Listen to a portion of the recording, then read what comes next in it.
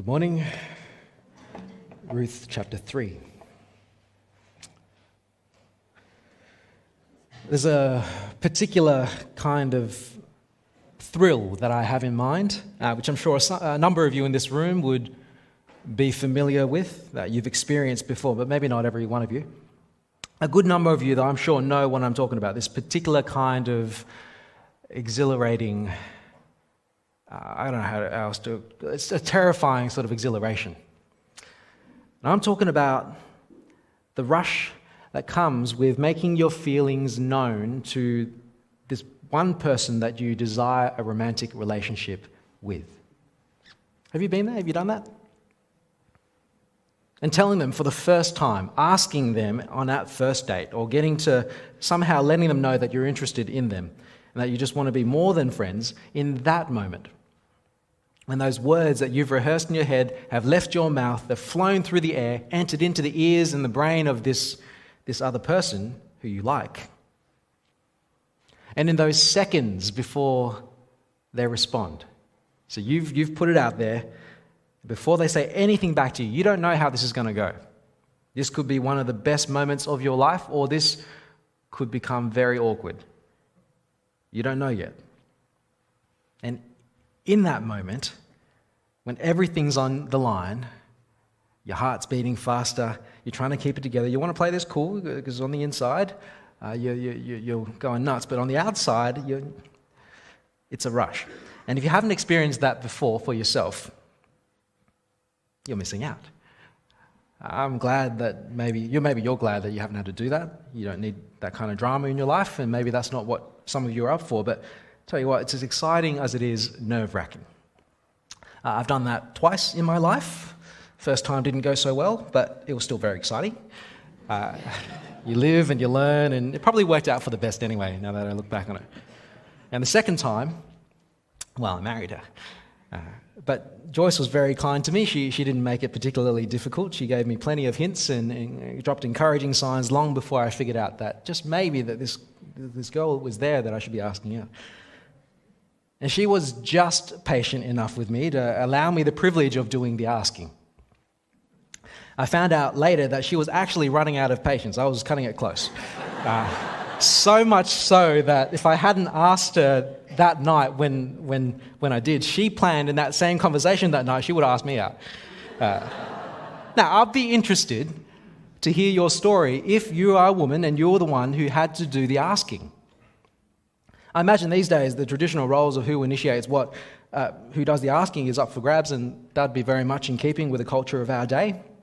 And that question might not even make sense anymore with the marriage equality stuff now that I think about it. But for Joyce, she was thinking, I've made myself available. I'm here, and if this guy isn't going to ask me out, I'll do it myself.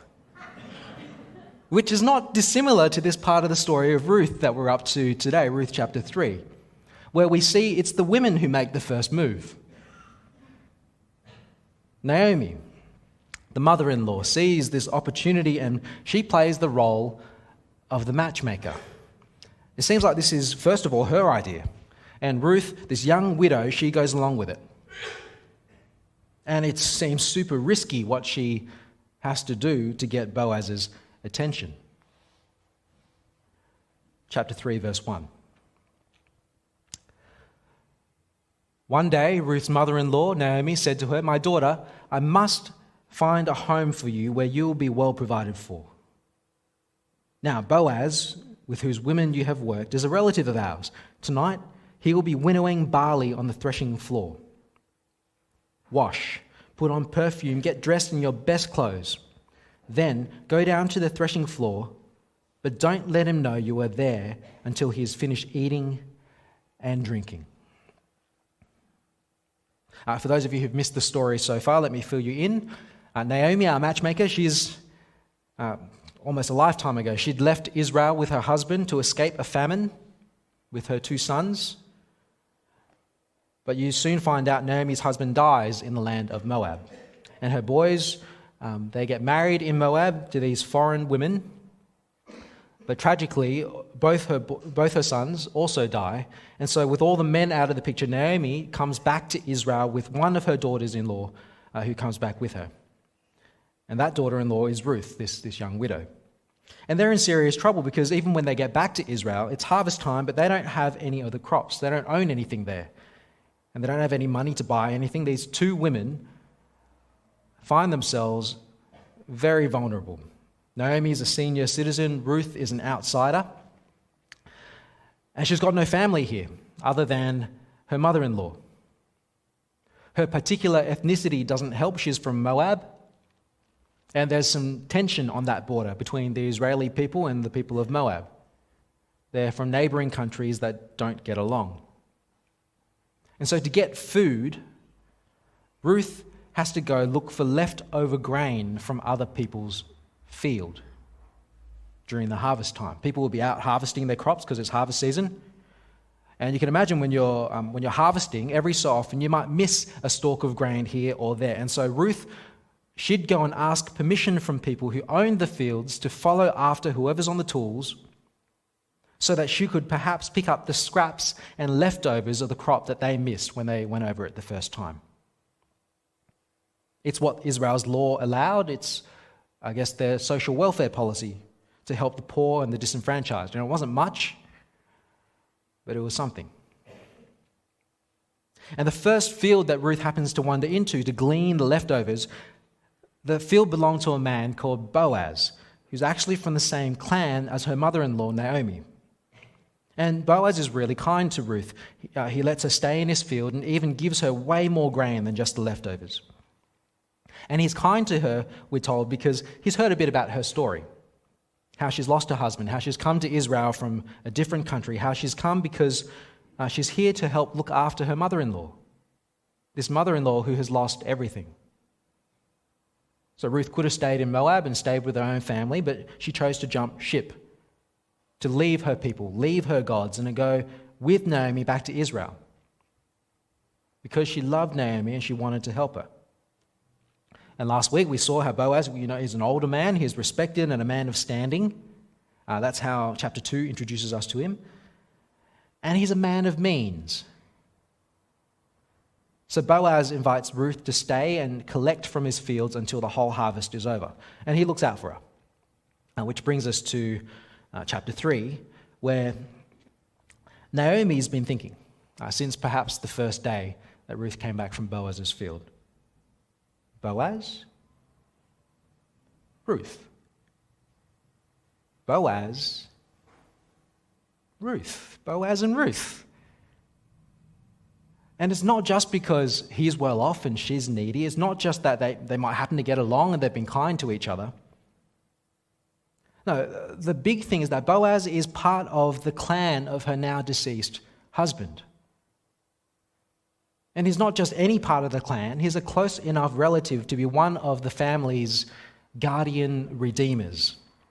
If you have a Bible with footnotes, you might have a note there about what a guardian redeemer is, and it might tell you that a guardian redeemer is a legal term for someone who has an obligation to redeem a relative who's gotten themselves in some serious difficulty. There's nothing quite like it in our culture today. Maybe the idea of godparents is a tiny, tiny bit like this, as a shadow of this, where, godparents, you nominate a couple of people to be responsible for the spiritual education of your child. Or maybe something like a legal custodian that you might name nowadays in your will, who take care of your children should something happen to you. But even that's not quite the same, because a guardian redeemer is so much more than that. Guardian redeemers were close relatives, often a brother, who would go to serious lengths to ensure the well-being of a family, the family of his brother, should they get into trouble. And there's this special provision that's described in the law, especially for the case where a man dies and leaves his widow and they don't have any children, so that man's line in Israel would end because there's no children to carry it on. And they don't have an inheritance to pass on. The land that belonged to that man, it would get dispersed. But to protect the widow in that case, and the family line of this deceased brother, a guardian redeemer could step in to help, says the law in Deuteronomy. Let's take a look at how this part of the law works. Deuteronomy 25 says this: If brothers are living together and one of them dies without a son, his widow must not marry outside the family. Her husband's brother shall take her and marry her and fulfill the duty of a brother-in-law to her. The first son she bears shall carry on the name of the dead brother, so that his name will not be blotted out from Israel.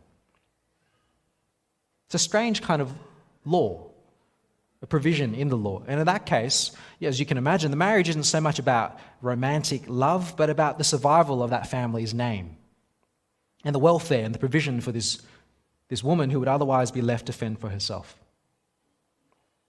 And at least this way, she's cared for, and there's hope for a future generation and a family to be built through this marriage with the guardian redeemer.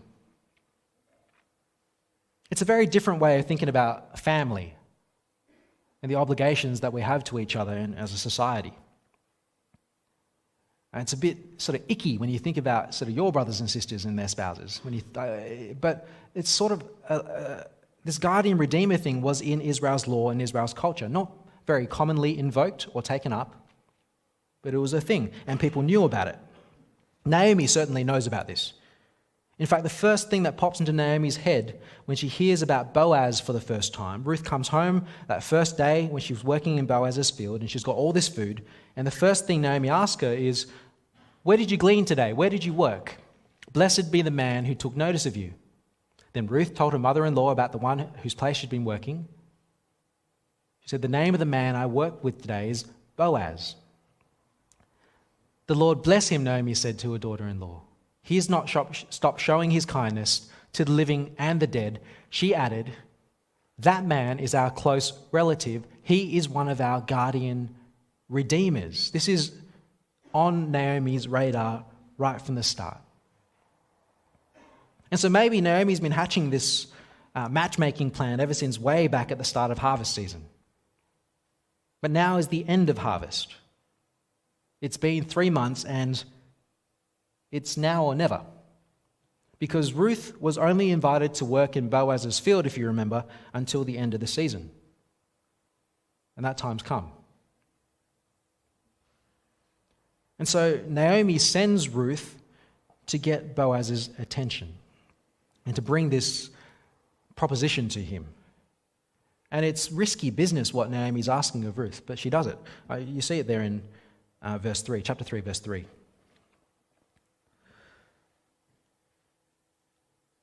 "Wash, put on perfume, get dressed in your best clothes, then go down to the threshing floor. But don't let him know you are there until he's finished eating and drinking. When he lies down, note the place where he is lying, then go and uncover his feet and lie down. He will tell you what to do." "I will do whatever you say," Ruth answered. So she went down to the threshing floor and did everything her mother-in-law told her to do. Think about that. She is putting herself in a very compromising situation. She's already a very vulnerable young woman. Who's going to help a foreigner without a husband in the world? And she's supposed to go alone at night to this place where it's a place for men.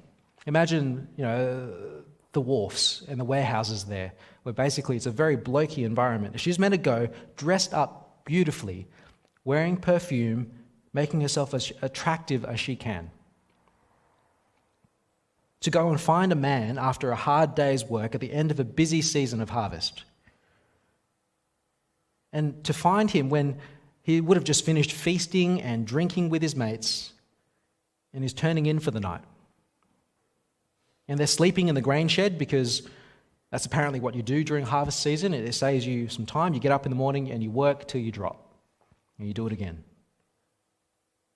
And she is supposed to, in the middle of the night, go to a place where only men are supposed to be. There's no women in the threshing floor, just men. Find where Boaz is sleeping. Pull up the bottom of his blanket. Get under there. Lie down next to him at his feet. And see what happens. Thanks, Mum. Now tell me I'm not the only one who can imagine that things could go very badly for Ruth. What on earth is Naomi thinking? Sending her daughter-in-law, who she loved, into that kind of potentially dangerous and compromising situation, which any idiot can tell you, Ruth can be taken advantage of so easily here. As it turns out, maybe Naomi and Ruth knew that Boaz is a man of integrity. He is a man of integrity. Look at verse 7. When Boaz had finished eating and drinking and was in good spirits, he went over to lie down at the far end of the grain pile. Ruth approached quietly, uncovered his feet, and lay down. In the middle of the night, something startled the man. He turned, and there was a woman lying at his feet. "Who are you?" he asked. "I am your servant Ruth," she said. "Spread the corner of your garment over me, since you are a guardian redeemer of our family." Put yourself in Boaz's shoes. You are a man woken up in the middle of the night, and in your bed is this beautiful young woman who wasn't there when you fell asleep. This isn't a dream, this is reality. But here she is. You two are alone. What is your self-control like? And he says, "Who are you?" which is fair enough. Ruth makes herself known, and then Ruth says the most interesting thing, I think. She says, you see it up there, "Spread the corner of your garment over me." Or literally, it says, the word there is, "Spread the wings of your garment over me, since you are a guardian redeemer." And I pick up that word, "spread the wings of your garment over me," because she seems to use the language that echoes what Boaz said to her that very first day that she met. When they first met, Boaz blessed her and said this to her.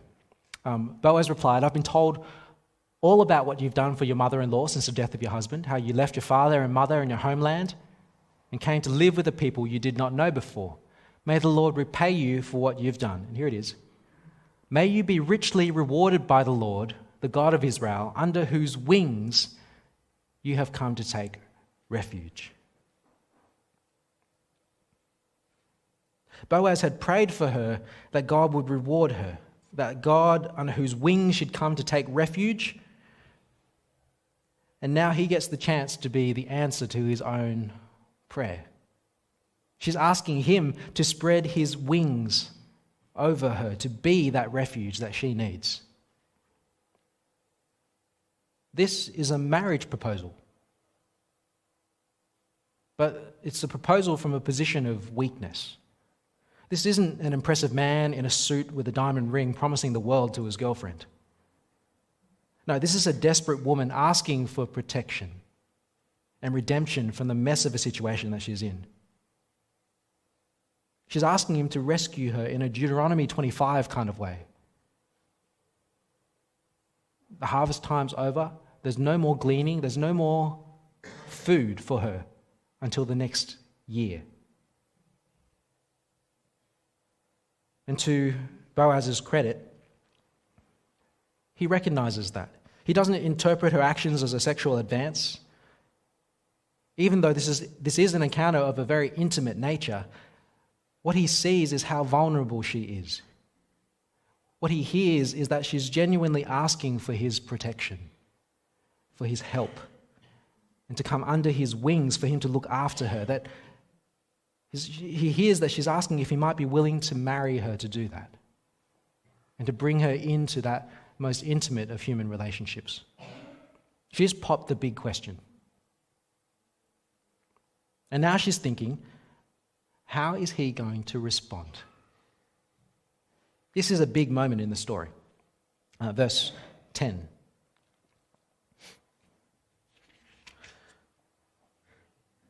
Boaz says, "The Lord bless you, my daughter. This kindness is greater than that which you showed earlier. You have not run after the younger men, whether rich or poor.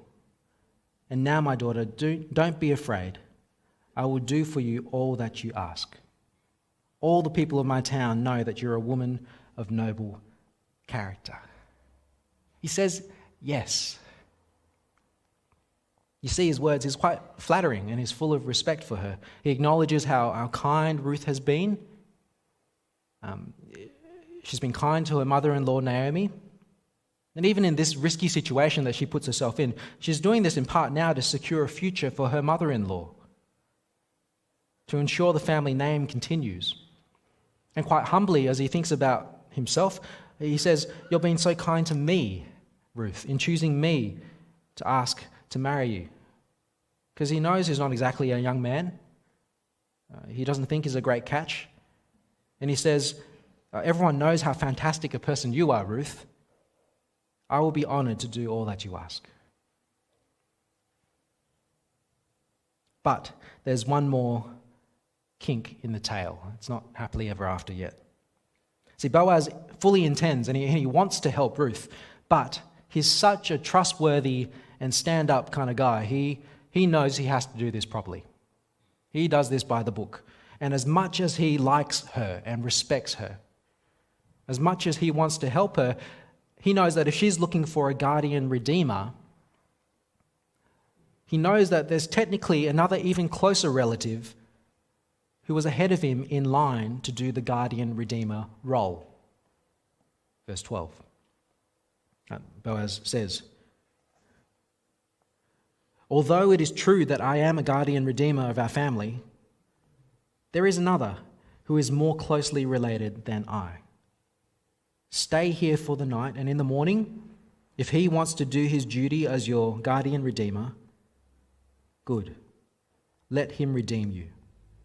But if he is not willing, as surely as the Lord lives, I will do it."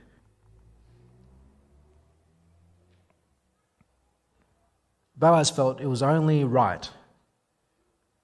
The only proper thing to do would be to consult with this other man first, because it was technically that man's responsibility and that man's right before it was his. Not just on a relational level, but there's property involved in this as well. There's sort of legal technicalities in this, and he says, no, let's do this right. But as a token of good faith, Boaz gives this woman a gift. He didn't want her to leave empty-handed. So we find verse 14. "So she lay at his feet till morning, but got up before anyone could be recognized. And he said, 'No one must know that a woman came to the threshing floor,' because that would ruin her reputation. He also said, 'Bring me the shawl you are wearing and hold it out.' When she did so, he poured into it 6 measures of barley and placed the bundle on her. Then he went back to town. When Ruth came to her mother-in-law, Naomi asked, 'How did it go, my daughter?' Then she told her everything Boaz had done for her and added, 'He gave me these 6 measures of barley, saying, "Don't go back to your mother-in-law empty-handed." Then Naomi said, "Wait, my daughter, till you find out what happens, for the man will not rest until the matter is settled today." Now that's not exactly the most romantic gift in the world you could imagine. You ask someone to marry you and they give you a sack of grain. It's a very practical one. Maybe it's a cover for, if someone did catch them, and maybe Ruth was needing food, and so she went to the barn to get some barley, and that could be a bit of, or maybe he just knows that it's a very practical gift, which might be even more appreciated, to be honest, than an engagement ring in a situation that Ruth's in. But we end this episode, this chapter, on a bit of a cliffhanger. Because it's looking positive, but this love story balances on a knife edge. Because this other man, who we haven't met yet, this other man may still come between Ruth and Boaz before the day is out. And we'll have to wait till chapter 4 to find out what happens. Next week, actually, we have Baptist World Aid, a representative coming, so we won't be doing Ruth chapter 4 then. It'll be 2 weeks before we hit the end of the story, or you could just read it yourself. But for the moment, uncertainty still hangs in the air. And uncertainty has been all throughout this chapter in particular. Even starting right from the beginning, Naomi's plan was pretty dicey, to be honest. full of uncertainty. Lots of things could have gone wrong with the plan. And when Boaz finds Ruth at his feet in the middle of the night and she pops that question, as the reader, you really do feel for her. She needs redemption. And she's so vulnerable. But who knows how this Boaz is going to respond? It reminds me of that dating reality TV show, The Bachelor. Has anyone watched that show? Has anyone lost credibility for me now that I've mentioned that show? You probably know how it works. Each season there's one eligible bachelor or bachelorette and a whole slew of would-be suitors at the start of the season. And over the course of the season, as they go, they take turns going on dates with the bachelor, and they compete with each other for time spent with this guy. And each week there's a rose ceremony, and if the bachelor doesn't give you a rose by the end of the week, you go home. It's pretty cutthroat. And so all these girls are trying to get the bachelor's attention, trying to get some quality time in with this man who they've just met. And they do whatever they can to stay in the game. Sometimes because they're just playing the game, and they want a bit of airtime, and they want to boost their profiles. Sometimes because, well, as the season progresses, the number of people get less and less. And what often happens is that the final few girls left have all developed actual significant feelings, so it would seem, for this one guy. They fall in love with him. Some of them really do. And it's not, I don't think it's just the magic of television. These women come on the show wanting to fall in love. And because of the incredible dates they've been on, because of everything they share together in that very intense environment, some of them develop real feelings for the bachelor. And in order to win and get the guy, these girls have to bare their souls. It's excruciating watching some of these moments with them because, and that's what the producers of the show want to happen, these girls have to bare their souls and share with him exactly how they're feeling about him. Because unless they can honestly say by the end of the season that they love him, and unless he believes them, they don't stand a chance. They put themselves in a very vulnerable situation. That's how the show works. Because it's the bachelor who has the power. He's the one who gets to choose, and so they have to make it perfectly clear how they feel. Whereas on the other hand, it seems the bachelor is contractually obligated not to tell these women exactly how he feels about them until the very last episode of the season. It's so cruel. But you can imagine, though, if he did tell early in the season which girl he actually liked, there's no point watching the rest of the season. Yeah, it was game over. I remember there was this one season where at the final episode, the bachelor decided to choose none of the two women. And I suspect he probably knew ages back that he wasn't that interested in a long-term relationship with anyone on the show. What's he going to do? He's contractually obligated to play along and see through however many episodes, to get through all the drama, to visit the hometowns, to do all that. But those two poor women at the end, they were actually in love with him, and they told him as much. Thank God that that's not how Jesus treats us. Boaz reminds me of Jesus. And we never have to guess what's really on Jesus' heart. When we come to him vulnerable, when we come to him in need of his redemption, when we sit honestly and when we open up to him and we ask him to be our refuge, when we admit that our lives are a mess and we ask him to redeem us and to protect us, Jesus doesn't leave us guessing. He doesn't leave us guessing whether we're good enough for him. He doesn't leave us guessing whether he's willing to take us. He has made the first move already. He's come to us, even though we deserve nothing. And we can see his love. We can see the lengths he will go to redeem his people. We see it at the cross, where he's given everything to save us. He offers us a place in the family of God.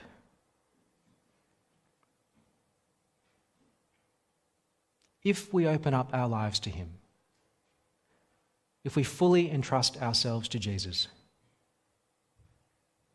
do you think he'll take advantage of you? Does he have your best interests in mind? Boaz was a good man. Jesus was the God-man, God with us. And you have nothing to fear putting your life in his hands. I wonder this morning, what is he asking you to do? And do you trust him? Amen.